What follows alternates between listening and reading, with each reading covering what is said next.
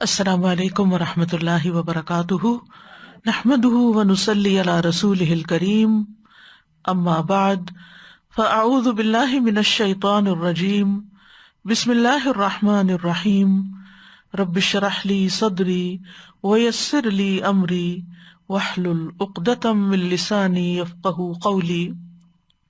لو أنزلنا هذا القرآن على جبل لرأيته خاشعا متصدعا من خشية الله وتلك الأمثال نضربها للناس لعلهم يتفكرون۔ اللہ سبحانہ تعالیٰ نے بنی اسرائیل پر بے شمار انعامات کیے، انہیں ہر طرح کی نعمتوں سے نوازا، انہیں ان کے دشمنوں سے نجات دی، لیکن اس کے باوجود ان کے دل اللہ کے آگے جھکے نہیں، ان کے دلوں میں نرمی نہیں پیدا ہوئی، ان کے اندر شکر گزاری نہیں آئی، تو اللہ سبحانہ تعالیٰ نے ان کے دلوں کو سخت کر دیا۔ آج ہم دلوں کی سختی کے بارے میں، سنگ دلی کے بارے میں پڑھیں گے ایک مثال جو سورۃ البقرہ کی آیت نمبر 74 میں پائی جاتی ہے۔ وَإِذْ قَتَلْتُمْ نَفْسًا، واقعہ یا قصہ یہاں سے شروع ہوتا ہے۔ وَإِذْ قَتَلْتُمْ نَفْسًا فَادَّارَأْتُمْ فِيهَا وَاللَّهُ مُخْرِجٌ مَا كُنتُمْ تَكْتُمُونَ فَقُلْنَا اضْرِبُوهُ بِبَعْضِهَا كَذَلِكَ يُحْيِي اللَّهُ الْمَوْتَى وَيُرِيكُمْ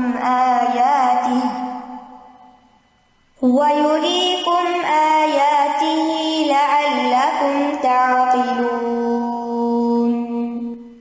ثُمَّ قَسَتْ قُلُوبُكُمْ مِنْ بَعْدِ ذَلِكَ فَهِيَ كَالْحِجَارَةِ أَوْ أَشَدُّ قَسْوَةً وَإِنَّ مِنَ الْحِجَارَةِ لَمَا يَتَفَجَّرُ مِنْهُ الْأَنْهَارُ وَإِنَّ مِنْهَا لَمَا يَشَّقَّقُ فَيَخْرُجُ مِنْهُ الْمَاءُ وَإِنَّ مِنْهَا لَمَا يَهْبِطُ مِنْ خَشْيَةِ اللَّهِ وَمَا اللَّهُ بِغَافِلٍ عَمَّا تَعْمَلُونَ۔ اور جب تم نے ایک شخص کو قتل کر دیا، پھر تم اس کے بارے میں باہم جھگڑنے لگے، اور اللہ اسے ظاہر کرنے والا تھا جو کچھ تم چھپا رہے تھے، تو ہم نے کہا اس مقتول کو اس گائے کے بعض حصے سے ضرب لگاؤ، اسی طرح اللہ مردوں کو زندہ کرے گا، اور وہ تمہیں اپنی نشانیاں دکھاتا ہے تاکہ تم عقل سے کام لو۔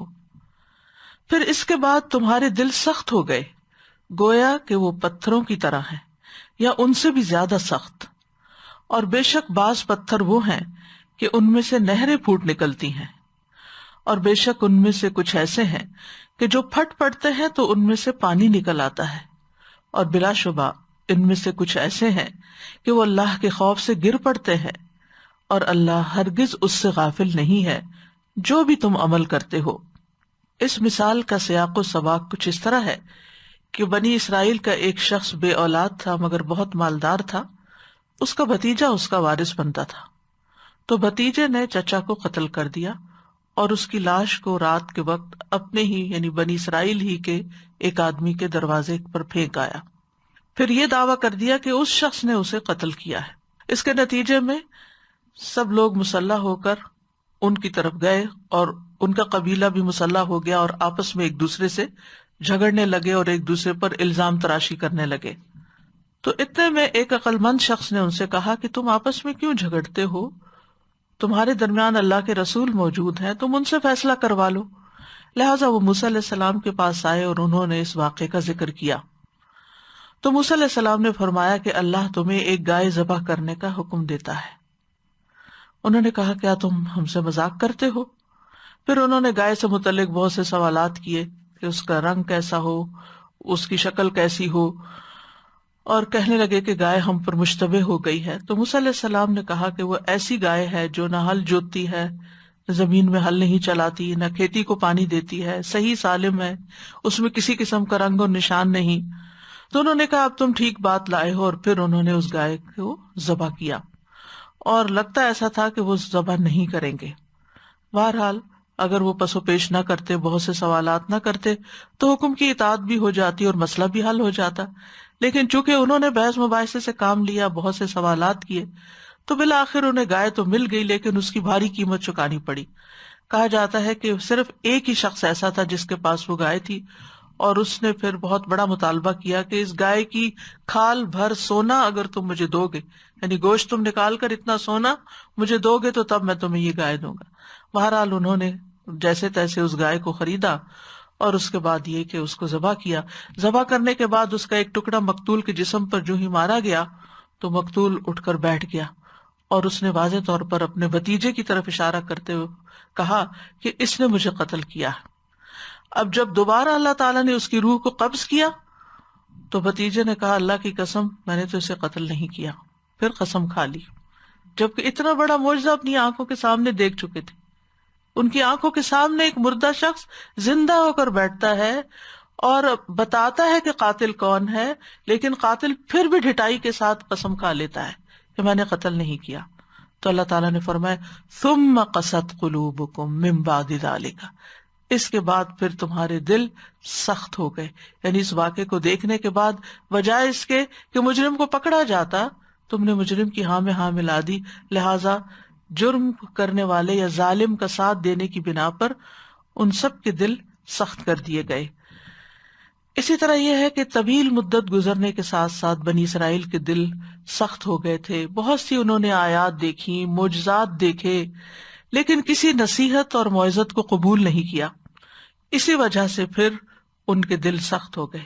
ایک اور جگہ پر آتا ہے فَبِمَا نَقْضِهِمْ مِيثَاقَهُمْ لَعَنَّاهُمْ وَجَعَلْنَا قُلُوبَهُمْ قَاسِيَةً، ان کے اپنے عہد کو توڑنے کی وجہ سے، یعنی انہوں نے جو عہد اللہ سے باندھا اس کے توڑنے کی وجہ سے ہم نے ان پہ لعنت کی اور ہم نے ان کے دل سخت کر دیے۔ یعنی یہ ایک خاص واقعہ ہے، لیکن اس کے علاوہ بھی اوور آل بنی اسرائیل کا جو رویہ رہا اللہ تعالیٰ کی آیات کے ساتھ، اللہ تعالیٰ کے پیغمبروں کے ساتھ، اس بنا پر ان کے دل سخت کر دیے گئے۔ اور کیسے سخت کہ فَهِيَ كَالْحِجَارَةِ، جیسے پتھر ہوں، او اشد قسوہ، یا پتھروں سے بھی زیادہ سخت، کیونکہ کچھ پتھر ایسے ہوتے ہیں کہ جو ٹوٹتے ہیں تو ان میں سے چشمے اور نہریں بہہ پڑتی ہیں، اور بعض پتھروں سے پانی نکل آتا ہے، اور بعض پتھر اللہ کے ڈر اور خوف سے پہاڑوں کی چوٹیوں سے گر پڑتے ہیں، نیچے آ جاتے ہیں۔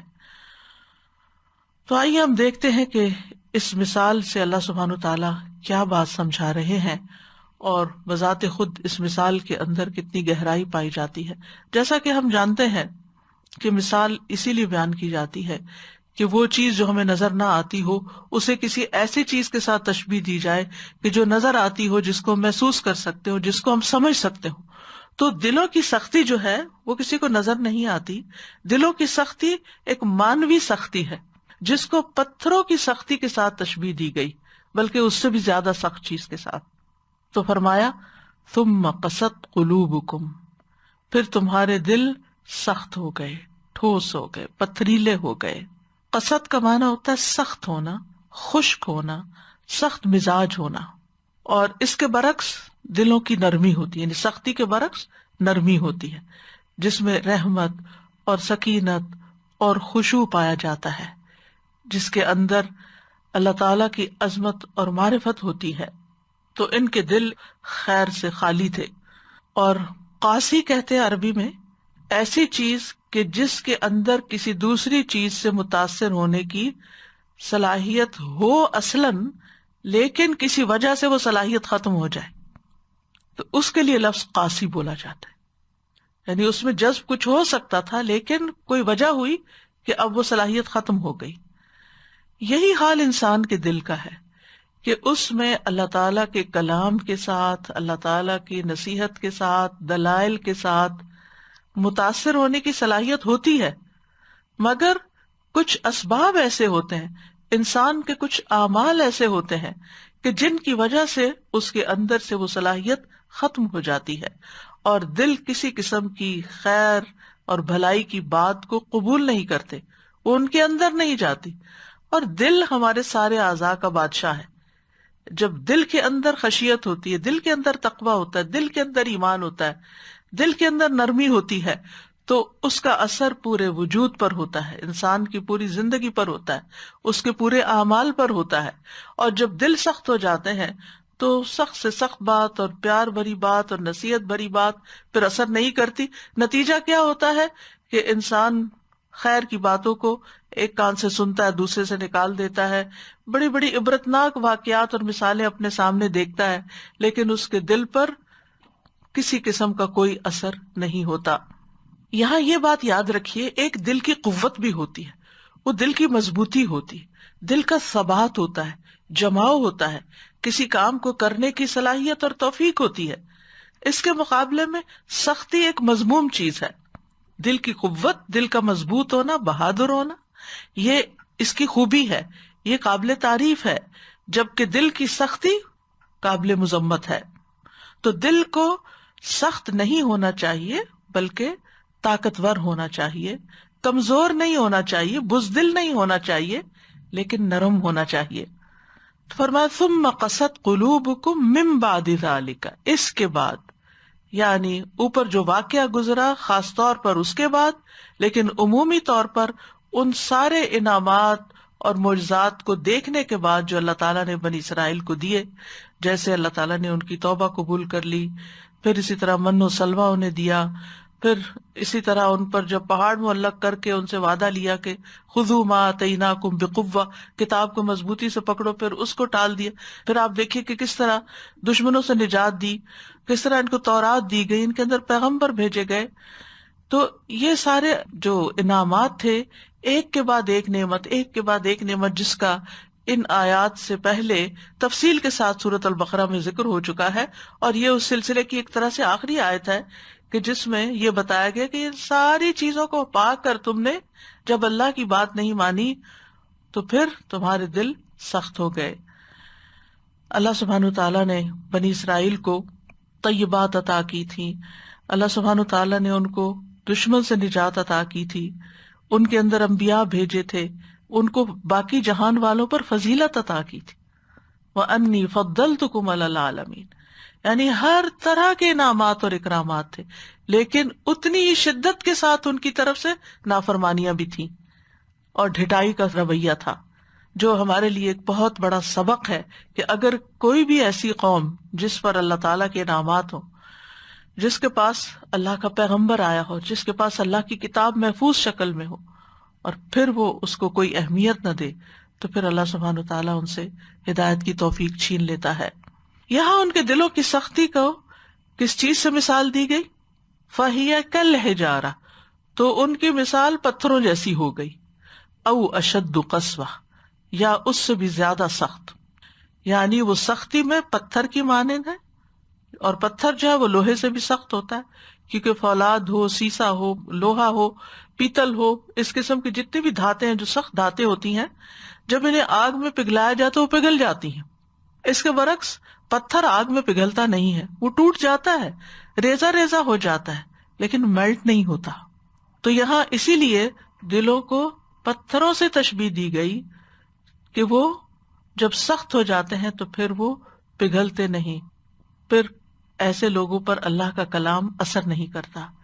پھر فرمایا او اشد، او یہاں شک کے لیے نہیں ہے کہ اللہ تعالیٰ کو نعوذ باللہ شک تھا کہ وہ پتھروں کی طرح تھے یا پھر وہ اس سے بھی سخت تھے، یہ شک کی بات نہیں ہے، بلکہ اس کے کئی معنی کیے گئے ہیں۔ ایک معنی یہ ہے کہ بل کے معنوں میں اضراب کے لیے، کہ پتھر کی طرح بلکہ اس سے بھی سخت، یا پھر تنویع کے لیے ہے۔ تنویع کہتے ہیں اقسام بیان کرنے کو۔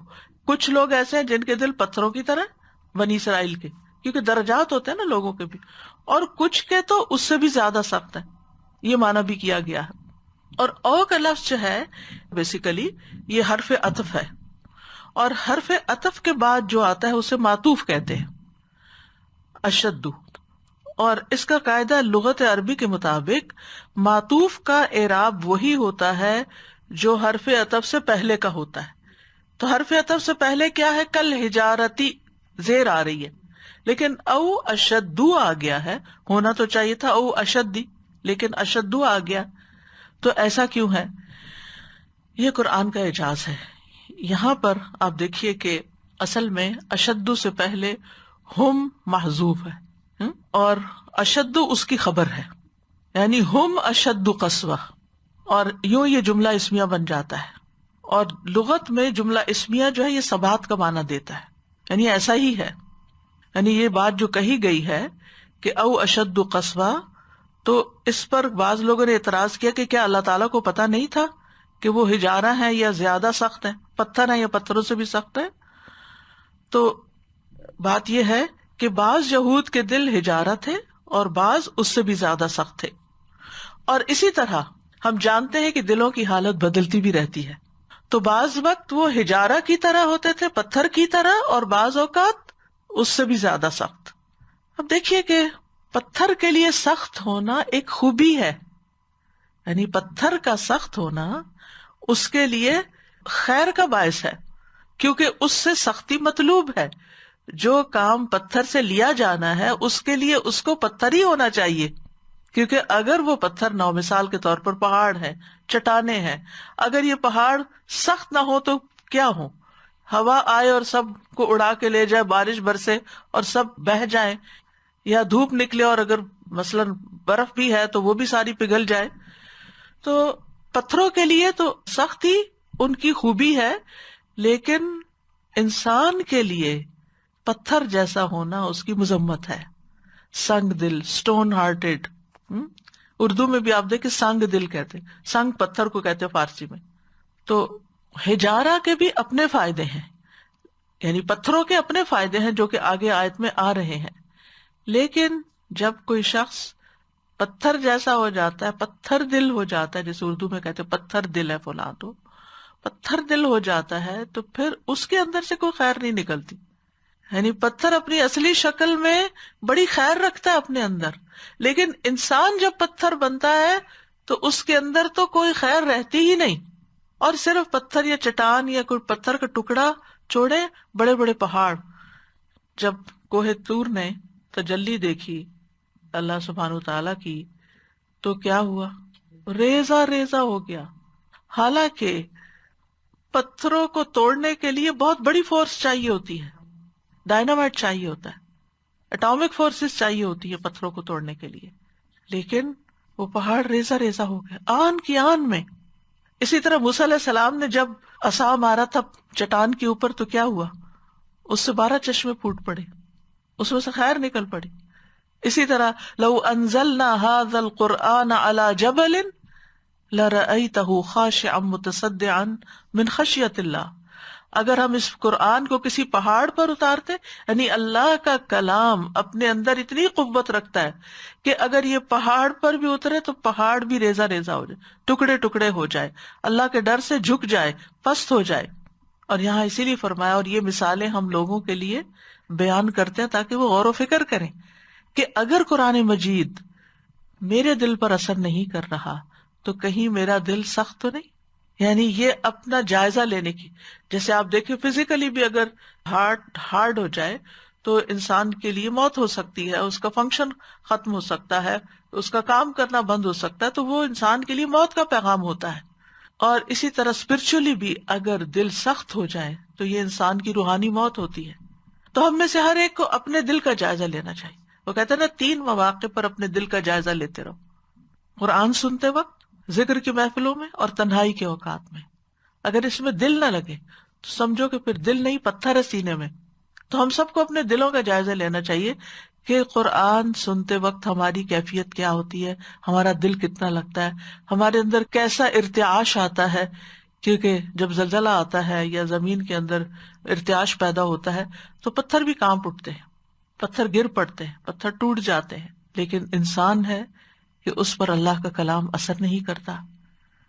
تو فرمایا وَإِنَّ مِنَ الْحِجَارَةِ، اور بے شک بعض پتھر لما البتہ ایسے ہیں جو یتفجر منہ الانہار، اس میں سے نہریں پھوٹ پڑتی ہیں.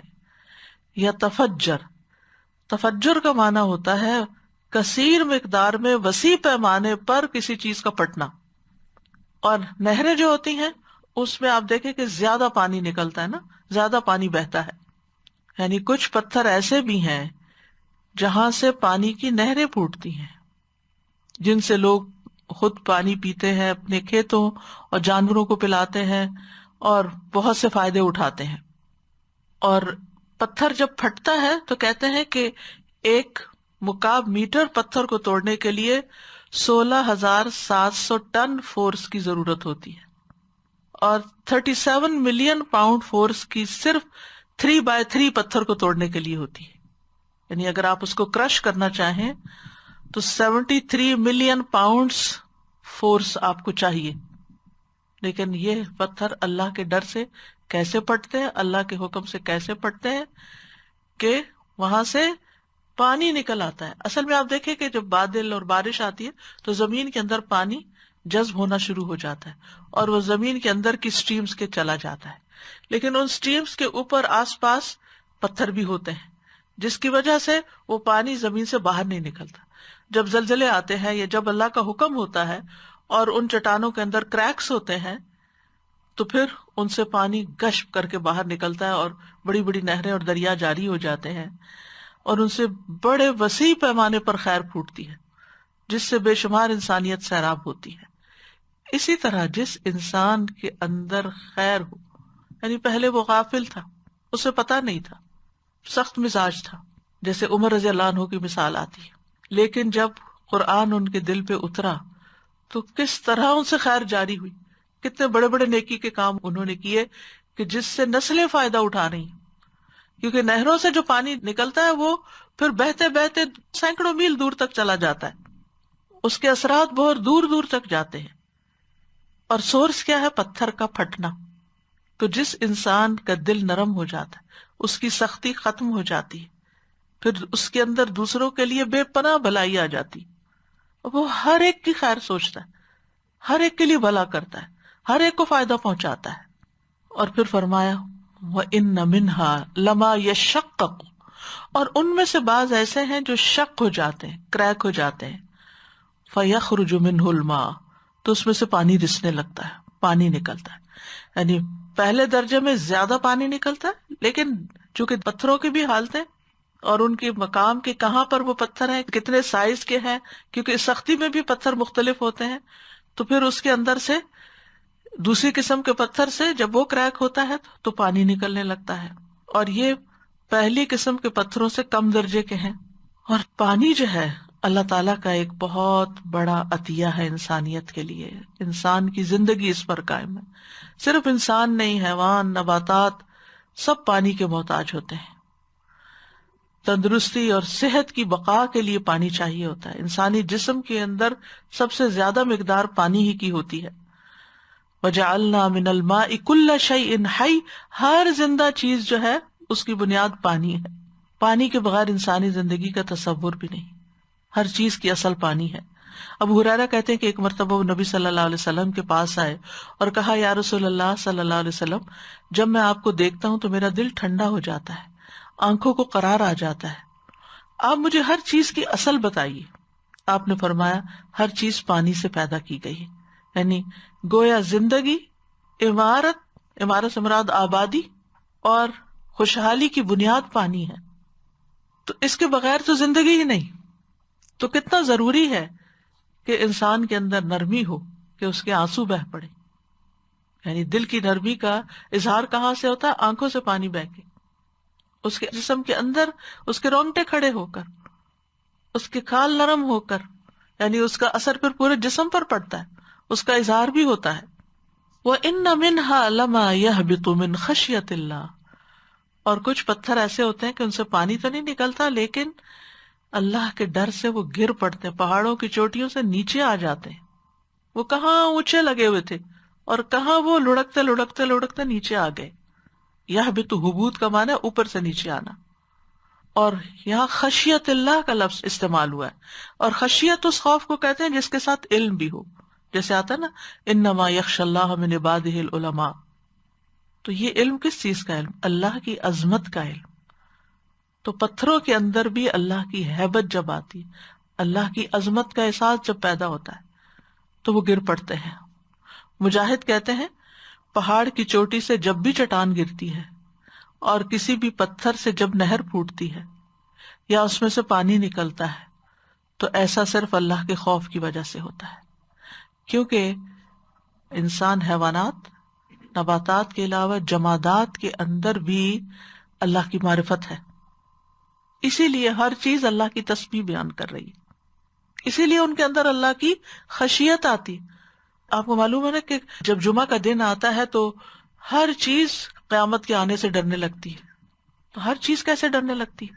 کیونکہ ان کے اندر بھی اللہ کی معرفت ہے. ایک انسان ایسا ہے جو سنگ دل ہوتا ہے تو اس کے اندر اللہ کی معرفت نہیں ہوتی. اور پھر آپ دیکھیے کہ یہاں پر جو ترتیب بیان ہوئی وہ بھی بڑی دلچسپ ہے. سب سے پہلے تفجر کی بات کی گئی، پھر تشقق کی بات ہے، پھر حبوط کی بات ہے.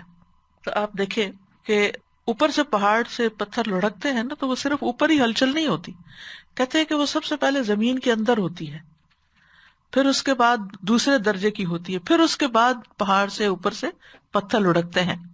وَمَا اللَّهُ بِغَافِلٍ عَمَّا تَعْمَلُونَ، اور اللہ اس سے غافل نہیں جو تم عمل کرتے ہو. بِغَافِلٍ، با یہاں زائد ہے، تاکید کے لیے آئی ہے، اور یہ ایک طرح سے تہدید ہے، دھمکی ہے، خوف دلانا ہے کہ تم جو کر رہے ہو کر لو، اس کے بعد اللہ تعالیٰ تمہارا محاسبہ کرے گا اور تمہیں ایسی سزا دے گا جس کے تم مستحق ہوگے، کیونکہ تم نے اللہ کی نعمتوں کا انکار کیا، ناشکری کی، اللہ کے حکم کا انکار کیا. اور یاد رکھیے کہ یہاں جو اللہ تعالیٰ کے بارے میں یہ آیا نا کہ وہ غافل نہیں ہے، تو اللہ کا غافل نہ ہونا اس کی صفات سلبیہ میں سے ہے. غفلت اللہ کے اندر نہیں ہے.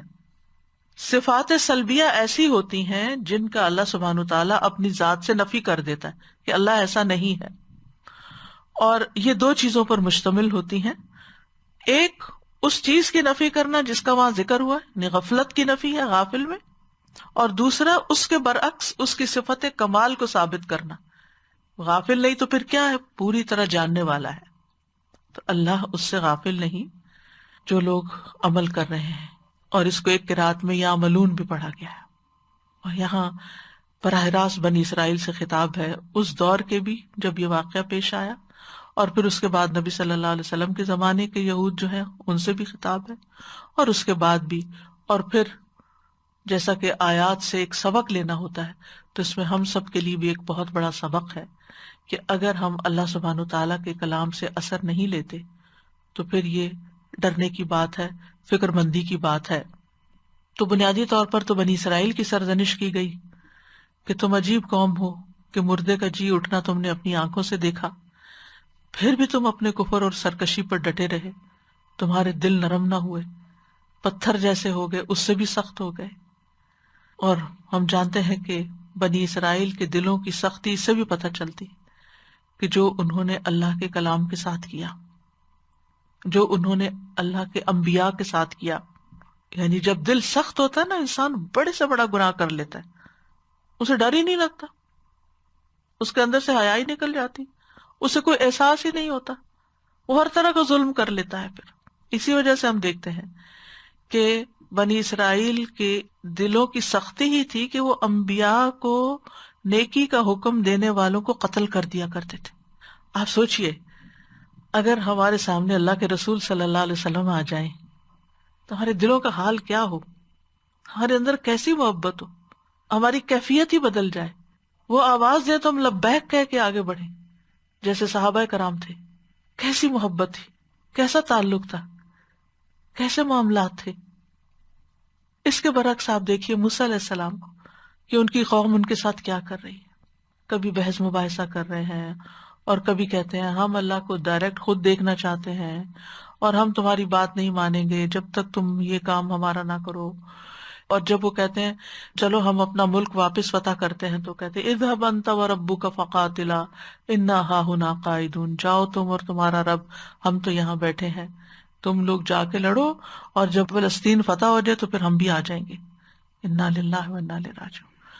پھر اسی طرح انبیاء کو قتل کرنا ان کے بائیں ہاتھ کا کھیل تھا، لوگوں کا مال ناجائز کھاتے تھے، پیغمبروں کا انکار کر دیتے تھے، اپنی خواہشات کو اللہ کے احکامات پر فوقیت دیتے تھے، اللہ کے وعدوں کو توڑ دیتے تھے، کتاب میں تحریف کرتے تھے، اس پر عمل کرنا چھوڑ دیا، یعنی اللہ کے کلام کو بدل دیا۔ آپ دیکھیے کہ کبھی ایسا ہوتا ہے نا، پڑھتے وقت کوئی منہ سے لفظ غلط نکل جائے تو کہتے استغفر اللہ، واپس پڑھتے۔ امام بھی تراویح میں بھول جائے، واپس پیچھے سے پوری آیت پڑھتے، یہ اللہ کے ڈر کی وجہ سے، کلام کے ادب کی وجہ سے۔ لیکن ان کا حال دیکھیں کہ وہ اپنی مرضی سے اس میں سے مٹا رہے ہیں، ڈال رہے ہیں، آگے کر رہے ہیں، پیچھے کر رہے ہیں، اس کو چھپا رہے ہیں۔ یہ سب کیا ہے؟ یہ دلوں کی سختی ہی کی تو ہے۔ تو اہل ایمان کو بنی اسرائیل کی روش اپنانے سے منع کیا گیا ہے۔ اللہ تعالیٰ کا فرمان ہے أَلَمْ يَأْنِ لِلَّذِينَ آمَنُوا أَن تَخْشَعَ قُلُوبُهُمْ لِذِكْرِ اللَّهِ وَمَا نَزَلَ مِنَ الْحَقِّ وَلَا يَكُونُوا كَالَّذِينَ أُوتُوا الْكِتَابَ مِن قَبْلُ فَطَالَ عَلَيْهِمُ الْأَمَدُ فَقَسَتْ قُلُوبُهُمْ وَكَثِيرٌ مِّنْهُمْ فَاسِقُونَ۔ کیا ان لوگوں کے لیے جو ایمان لائے وہ وقت نہیں آیا کہ ان کے دل اللہ کی یاد کے لیے اور اس حق کے لیے جھک جائیں جو نازل ہوا ہے، اور وہ ان لوگوں کی طرح نہ ہو جائیں جنہیں ان سے پہلے کتاب دی گئی، پھر ان پر لمبی مدت گزر گئی تو ان کے دل سخت ہو گئے۔ یعنی امت محمد صلی اللہ علیہ وسلم کو براہ راست سمجھایا جا رہا ہے کہ تم بنی اسرائیل کی پیروی نہ کرنا اس معاملے میں۔ ابن کثیر کہتے ہیں اللہ نے مومنوں کو اس بات سے منع کیا کہ وہ ان لوگوں کی مشابہت اختیار کریں جن پر ان سے پہلے یہود و نصارہ میں سے کتاب کی ذمہ داری ڈالی گئی تھی۔ تو بہرحال ان کے جرائم بے شمار تھے، اللہ کی کتاب کو تبدیل کرنے کے علاوہ اس کو تھوڑی قیمت پہ بیچا بھی، اسے اپنے پسے پشت ڈال دیا، اپنے علماء اور مشائخ کو اللہ کے سوا اپنا رب بنا لیا، حتیٰ کہ یہاں تک پہنچے کہ ان میں سے کچھ لوگوں نے حضرت عزیر کو جو ایک نبی تھے اللہ کا بیٹا قرار دیا، یعنی شرک تک کا ارتکاب کیا۔ تو یہاں اس مثال میں ہم دیکھتے ہیں کہ ایک معقول چیز، یعنی جو صرف عقل سے سمجھی جا سکتی ہے، اس کو ایک محسوس چیز سے، ملموس یعنی جس کو چھوا جا سکتا ہے، اس کے ساتھ تشبیہ دی گئی۔ اور وجہ جیسے ہم جانتے ہیں کہ لوہے کے ساتھ تشبیہ نہیں دی گئی، پیتل کے ساتھ نہیں دی گئی، پتھر ہی کے ساتھ دی گئی، کیونکہ دل اور پتھر میں ایک مماثلت ہے۔ ابن عاشور کہتے ہیں اللہ نے جو ان کے دلوں کو پتھروں سے بھی زیادہ سخت قرار دیا، اس کی وجہ یہ ہے کہ یہ دونوں یعنی پتھر اور بنی اسرائیل کے دل سختی میں مشترک ہیں، ایک جیسے ہیں۔ پتھر تو پھٹنے پہ تبدیل ہو جاتے ہیں، ان کی شکل تبدیل ہو جاتی ہے، ان کا فنکشن تبدیل ہو جاتا ہے، لیکن بنی اسرائیل کو، یہود کو کسی چیز نے کوئی فائدہ نہ دیا۔ اور لوگوں کے اندر بھی آپ دیکھیں کہ کئی قسمیں ہوتی ہیں، جیسا کہ ہم اپنے آس پاس بھی دیکھتے ہیں کہ بعض لوگ ہوتے ہیں کہ جن کے دل میں اللہ کا کوئی ڈر نہیں ہوتا، کوئی خانہ ہے ہی نہیں اللہ کے ڈر کا، وہ آزاد رہتے ہیں، جو دل چاہتا ہے کرتے ہیں، اپنی خواہشات کے اوپر چلتے ہیں، جس چیز میں ان کو فائدہ نظر آتا ہے وہی کر رہے ہوتے ہیں، اور جہاں انہیں کوئی دنیا کا نقصان نظر آتا ہے اس چیز کو وہ نہیں لیتے، دلیل کی بجائے مفاد کو اہمیت دیتے ہیں، یعنی دلیل کو نہیں مانتے، بس یہ دیکھتے ہیں فائدہ کس چیز میں ہے۔ اگر نفس ان کا کہے کسی چیز کے آگے جھکنے کو کہ گدھے کو استاد بنا لو تو وہ بھی کر لیں گے، لیکن جہاں اللہ کا حکم آئے وہاں ان کے دل جھکنے کو تیار نہیں۔ دوسری قسم کے لوگ وہ ہوتے ہیں کہ جن کے دل میں کچھ نہ کچھ حرام حلال کا لحاظ رہتا ہے، ان کو خیال ہوتا ہے کہ مرنے کے بعد اللہ کے پاس حاضر ہونا ہے، تو عام حالات میں وہ اللہ سے ڈر کے زندگی بسر کر رہے ہوتے ہیں۔ روزمرہ زندگی میں عام طور پر لوگوں کو ان سے کوئی نقصان نہیں پہنچتا، لیکن پھر بھی ان کے اندر کسی نہ کسی درجے کی پیچیدگی ہوتی ہے، ان کے اندر نفس کے چھپے ہوئے جذبات ہوتے ہیں کہ جس کی وجہ سے اگر کوئی غیر معمولی واقعہ پیش آ جائے، کو ان کے نفس پہ چیز گراں گزر جائے تو پھر پھٹ پڑتے ہیں، پھر وہ لحاظ چھوڑ دیتے ہیں، تقویٰ ان کے ہاتھ سے چلا جاتا ہے۔ عام حالات میں، نارمل حالات میں وہ اچھے انسان ہوتے ہیں، لیکن غیر معمولی حالات میں پھر ان کے اندر وہی ہوتا ہے جو کسی اللہ سے نہ ڈرنے والے کے اندر حرکتیں ہوتی ہیں، یعنی اللہ سے نہ ڈرنے والے جیسے ریا کرتے ہیں ویسے ہی کرتے ہیں۔ صرف تیسری قسم کا انسان ایسا ہے جو پورے معنوں میں، حقیقی معنوں میں اللہ سے ڈرتا ہے، جو واقعی اللہ کو پہچانتا ہے اور اپنے آپ کو بھی پہچانتا ہے، اپنی کمزوریوں کو بھی جانتا ہے۔ وہ صرف عام حالات میں ہی اللہ سے نہیں ڈرتا، بلکہ ہر طرح کے حالات میں اللہ سے ڈرتا ہے، اپنے اوپر خود نگرانی کرتا ہے۔ نہ کسی کی محبت اس کو اللہ کی ناراضگی کی طرف لے جاتی ہے اور نہ کسی سے نفرت، کیونکہ عام طور پر لوگ محبت اور نفرت میں پھر عدل نہیں کر پاتے، وہ اللہ کی ناراضگی کے کام شروع کر دیتے ہیں، تو وہ کبھی بھی کسی سے بے انصافی نہیں کرتے، وہ اپنا مسلسل احتساب کرتے رہتے ہیں اور پھر اسی کے مطابق زندگی بسر کرتے ہیں جو اللہ کی پسند کی ہوتی ہے۔ تو آپ دیکھیے کہ یہاں اس مثال میں بھی اللہ تعالیٰ نے 3 طرح کے پتھروں کا بتایا ہے کہ بعض انسان جن کے دل میں اللہ کا ڈر ہوتا ہے ان کے آنکھوں سے آنسو بہتے ہیں، خیر کثیر ان کے اندر ہوتی ہے۔ کچھ لوگ خشک چٹان کی طرح ہوتے ہیں، تھوڑا بہت پانی رستا ہے، تھوڑی خیر ہوتی ہے، اور کچھ جو ہیں وہ لڑک کے نیچے گر جاتے ہیں۔ تو بہرحال بعض نے کہا کہ پتھروں کی مثال آنسوؤں سے متعلق بھی ہے جو کہ دل کی نرمی کا اظہار ہوتا ہے۔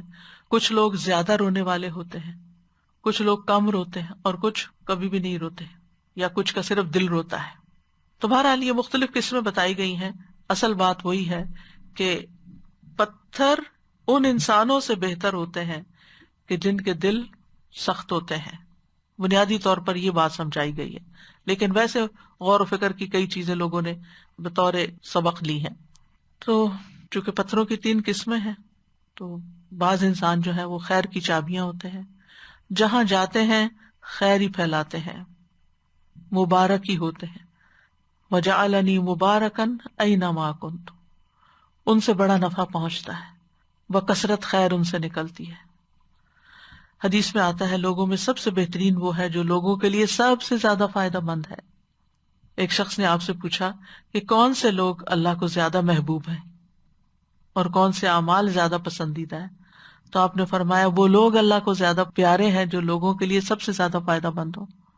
اور اللہ کے نزدیک پسندیدہ اعمال کیا ہیں؟ کسی مسلمان کو خوش کر دینا، کسی کی تکلیف دور کر دینا، کسی کا قرضہ ادا کر دینا، کسی سے بھوک دور کر دینا، اور جس نے اپنے غضب کو روک لیا اللہ اس کی خامیوں پہ پردہ ڈال دے گا۔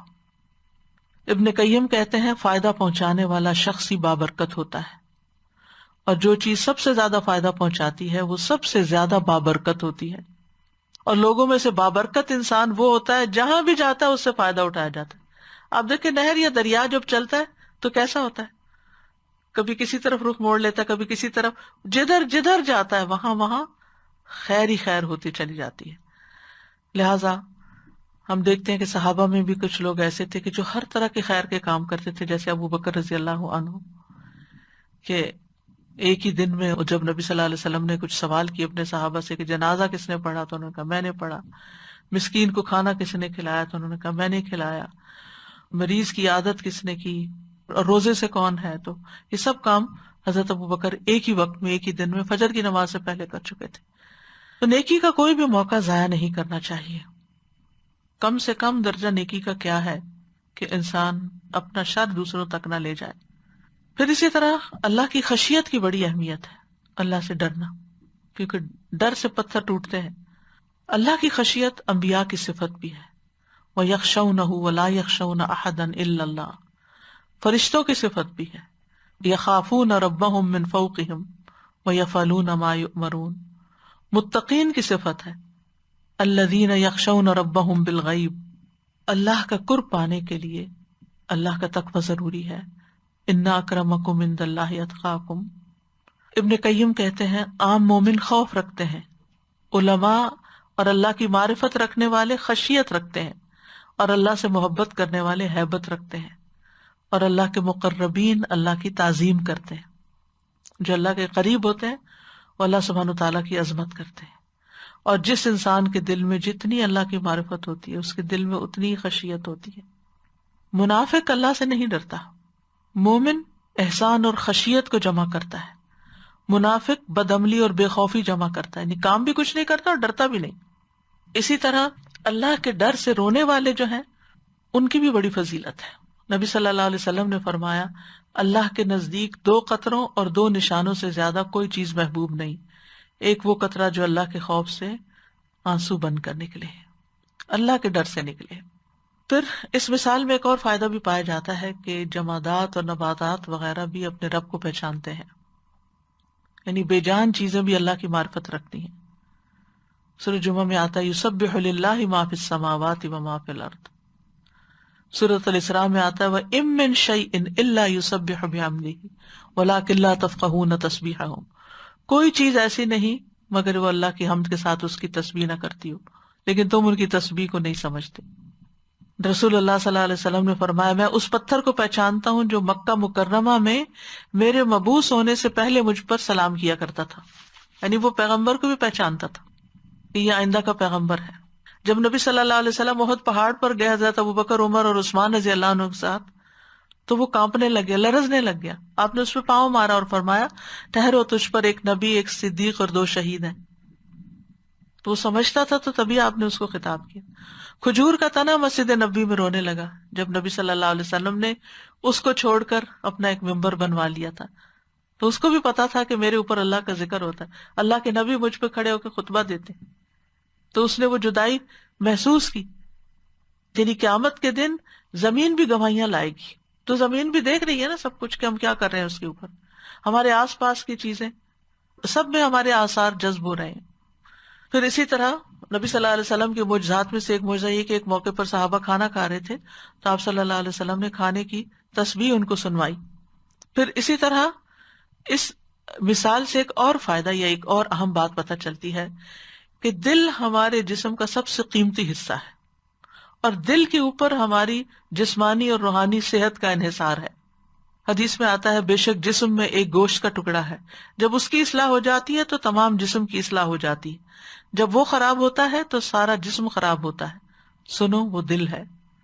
یعنی رسول اللہ صلی اللہ علیہ وسلم نے اصلاح کا حقیقی طریقہ بتایا ہے کہ جسمانی اعتبار سے وہ انسان صحت مند ہوتا ہے جس کا دل ٹھیک کام کر رہا ہو، اسی طرح دینی، اخلاقی اور روحانی لحاظ سے انسان کی اصلاح اسی وقت ہوتی ہے جب اس کا شعور، اس کا دل، اس کی سوچ صحیح کام کر رہی ہو۔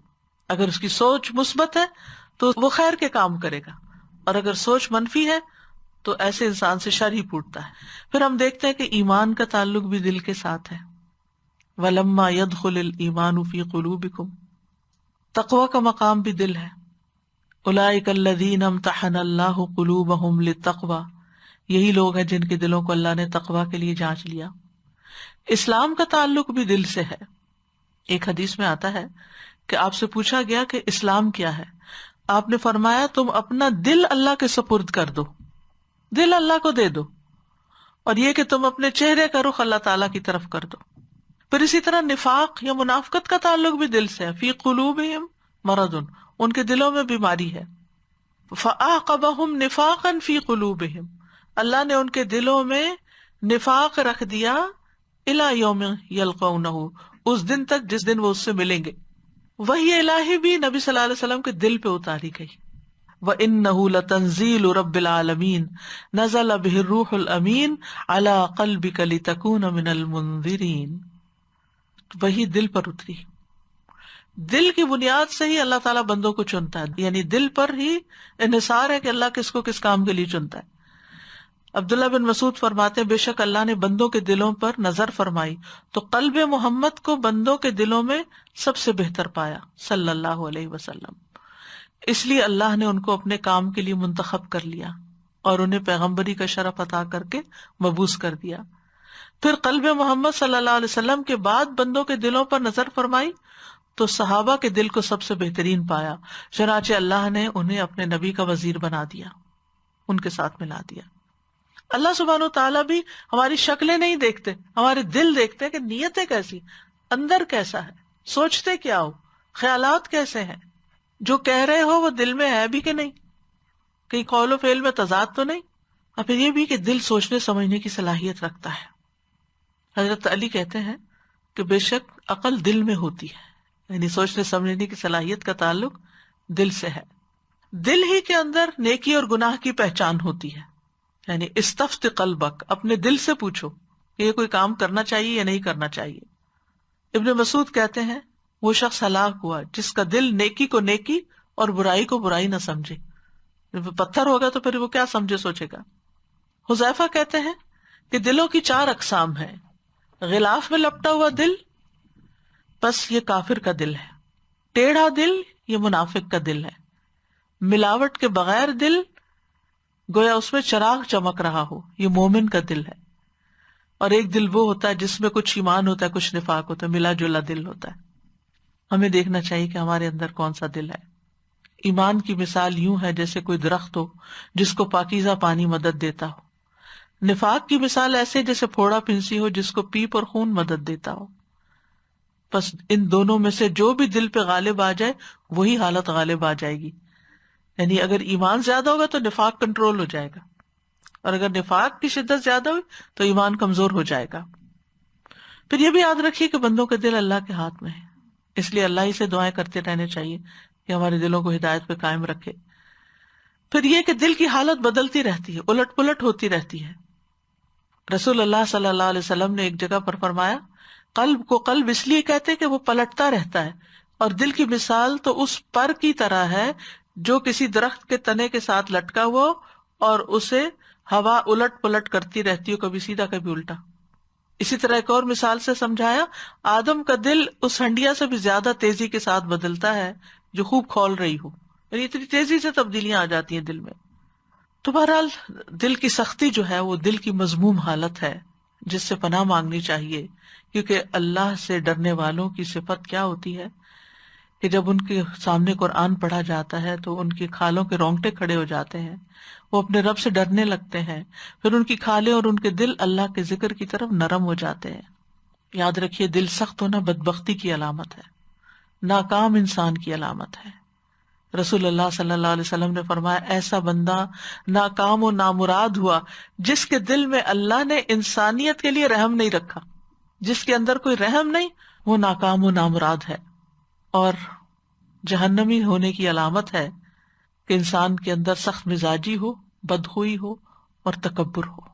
یعنی دل کی یہ سختی جو ہے، یہ ہجارہ جو ہے، یہ جہنم کا ہجارہ ہی بننے والا ہے. دل کی سختی کی وجوہات کیا ہوتی ہیں؟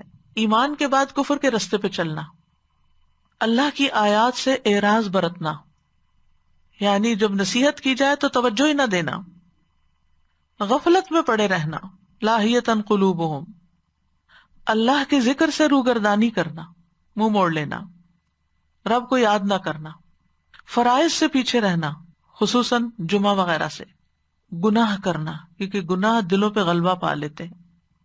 رسول اللہ صلی اللہ علیہ وسلم نے فرمایا دلوں میں سے ہر دل کے آگے گناہوں کے بادل آ جاتے ہیں. جس طرح چاند کے آگے بادل آتے ہیں، چاند چمک رہا ہوتا ہے، اچانک بدلی سامنے آ جاتی ہے اور تاریک ہو جاتا ہے. جب بدلی سامنے سے ہٹ جاتی ہے تو روشن ہو جاتا ہے. گناہ سے توبہ کر لیتا ہے انسان تو دل پھر چمکنے لگتا ہے. اور ہمارے دل کا حال تو ہم اپنے کو خود ہی جانتے ہیں نا، کوئی اور تو نہیں جانتا. اس لیے علاج بھی خود ہی کرنا ہوگا کہ اگر دل میں کسی وقت کچھ بھی ایسی چیز آئے تو فوراً اس کی صفائی کر دی جائے. دل فتنے قبول کرتے ہیں، دلوں میں ہی دنیا کی محبت ہوتی ہے. رسول اللہ صلی اللہ علیہ وسلم نے فرمایا اس ذات کی قسم جس کے ہاتھ میں میری جان ہے، تمہارے اوپر یقیناً دنیا برسا دی جائے گی، یعنی تمہیں بہت دنیا مل جائے گی، یہاں تک کہ تم میں سے کسی ایک کے دل کو کوئی چیز ٹیڑھا نہ کرے گی مگر مزید دنیا کی طلب. یعنی دنیا کی لالچ، ہرس، زیادہ سے زیادہ کی لالچ دلوں کو ٹیڑھا کر دیتی. اسی طرح عام روزمرہ زندگی میں کثرت کلام اور کثرت طعام بھی دلوں کو بگاڑنے کا سبب بنتے ہیں. بعض سلف صالحین کہتے ہیں 2 خصلتیں دل کو سخت کر دیتی ہیں، زیادہ بولنا اور زیادہ کھانا پینا. ابن قیم کہتے ہیں دل کو بگاڑنے والے 5 امور ہیں. نمبر 1، لوگوں سے زیادہ گھل مل کے رہنا، یعنی ہر وقت سوشلائز کرنا. خواہش پرستی، اللہ کے علاوہ کسی اور سے دلی تعلق رکھنا، یعنی اللہ سے بڑھ کے تعلق. زیادہ کھانا، زیادہ سونا، یہ 5 چیزیں دل کو خراب کرنے والی چیزوں میں سب سے بڑی چیزیں ہیں. اسی طرح چیخنا چلانا، صفوں کی درستگی کا خیال نہ رکھنا. تو دلوں کی سختی کے انسان کے اوپر نتائج بھی ہوتے ہیں. اس کے نتیجے میں انسان اللہ کے کلام کو اہمیت نہیں دیتا، قرآن پڑھنے کو اور قرآن کی مجلس میں دل نہیں لگتا، دین کی بات سننے کا شوق نہیں رہتا، کوئی نصیحت کی بھی جائے تو اس کو فراموش کر دیتا ہے۔ وَنَسُوا حَظًّا مِّمَّا ذُكِّرُوا بِهِ، نعمتوں کا زوال شروع ہو جاتا ہے۔ سب سے بڑی بات یہ کہ دل کا سکون لٹ جاتا ہے، ایمان رخصت ہو جاتا ہے یا بہت کمزور پڑ جاتا ہے، لوگوں کی نفرت اور بغض کا باعث بھی بن جاتا ہے۔ دلوں کی سختی اور گمراہی جو ہے یہ اللہ تعالیٰ کی ناراضگی کا سبب بنتی ہے۔ علاج کیا ہے؟ ایمان کو مضبوط بنانے کے طریقے اختیار کریں، وہ چیزیں جو ایمان کو بڑھائیں، مضبوط کریں، مثلاً قرآن کی کثرت سے تلاوت اور تدبر سے پڑھنا اس کو، کیونکہ قرآن شفا ہے۔ اپنی زبان کی اصلاح، رسول اللہ صلی اللہ علیہ وسلم نے فرمایا کسی آدمی کا ایمان درست نہیں ہوتا جب تک اس کا دل درست نہ ہو، اور اس کا دل درست نہیں ہوتا جب تک اس کی زبان درست نہ ہو جائے۔ تو اپنے منہ سے نکلے ہوئے الفاظ پہ غور کرنا، پھر یتیم اور مسکین کا لحاظ رکھنا، دل کو اخلاقی برائیوں سے پاک رکھنا جیسے خیانت، حسد، بغض، نفرت، پھر رات کا قیام، سحری کے وقت اللہ کے آگے گڑ گڑا کے رونا، دعائیں کرنا، نیک صحبت، حلال کھانا، ہر ماہ 3 روزے رکھنا، گناہ ہونے پر فوری توبہ کرنا، روزانہ 100 بار استغفار کرنا۔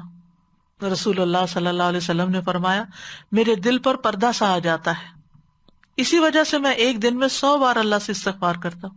یہ ہمیں لازم اپنے اوپر کر لینا چاہیے، گن کے، یا تسبیح پکڑے یا انگلیوں پہ کرے، لیکن گن کے کم از کم 100 بار ضرور، اور سوچ کے استغفر اللہ استغفر اللہ استغفر اللہ، اور جتنا زیادہ اتنا ہی اچھا ہے۔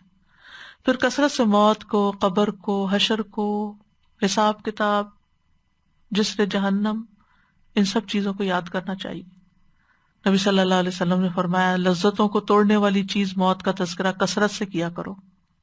قبرستان جانا عورتوں کے لیے تو منع ہے، لیکن مردوں کے لیے یا یہ کہ قریب سے گزرے انسان، اس سے عبرت پکڑے کہ ایک دن ہماری جگہ بھی یہی ہوگی، اللہ کرے وہ بھی نصیب ہو، کیونکہ اب اس قسم کی موتیں ہونے لگی ہیں کہ جس میں بعض اوقات وہ بھی نصیب نہیں ہوتی۔ رسول اللہ صلی اللہ علیہ وسلم نے فرمایا میں نے تمہیں قبرستان جانے سے منع کیا تھا، اب میرے اوپر یہ ظاہر ہوا کہ اس سے دل نرم ہوتے ہیں، سختی کا علاج ہے دلوں کی، آنکھیں آنسو بہاتی ہیں، آخرت کی یاد تازہ ہوتی ہے، اس لیے قبرستان جایا کرو۔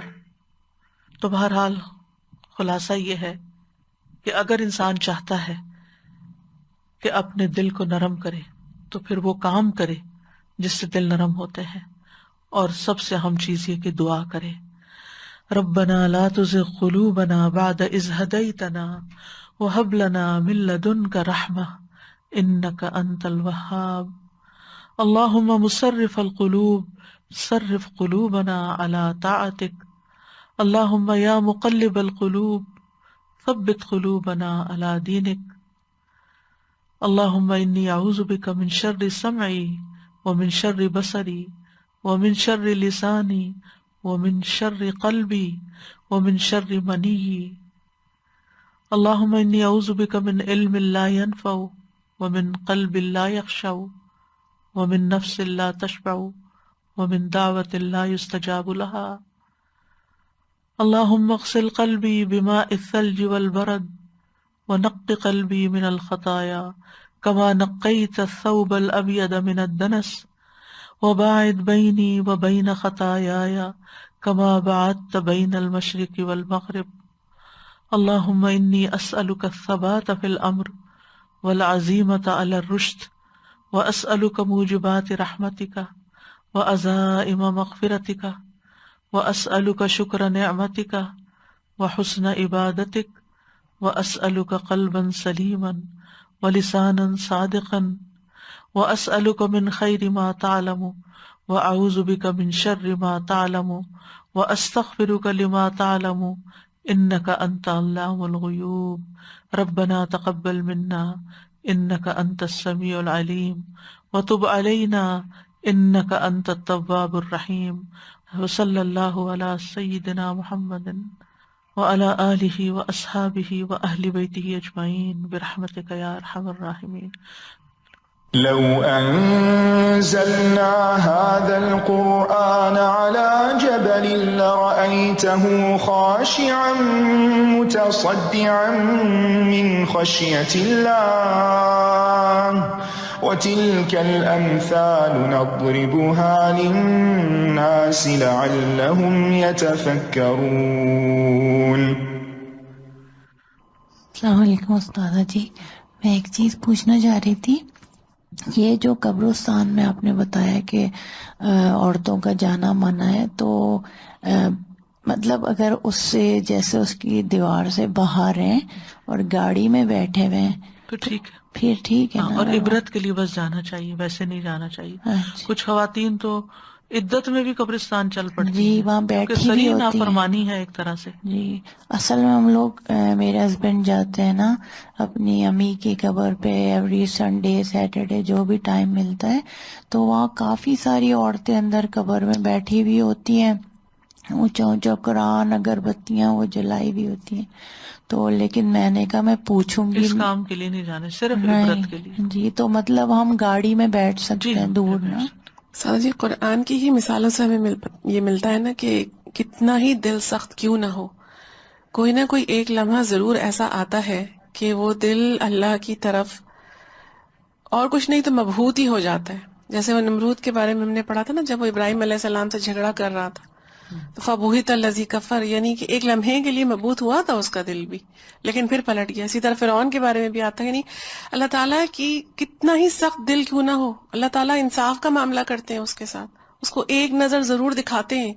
بلکہ وہ تو اینڈ پہ سخت ہوتا ہے نا، اس سے پہلے تو سارے مواقع کھلے ہی ہوتے ہیں. وآخر دعوانا ان الحمد للہ رب العالمین. سبحانک اللہم وبحمدک، اشہد ان لا الہ الا انت، استغفرک واتوب الیک. السلام علیکم ورحمۃ اللہ وبرکاتہ.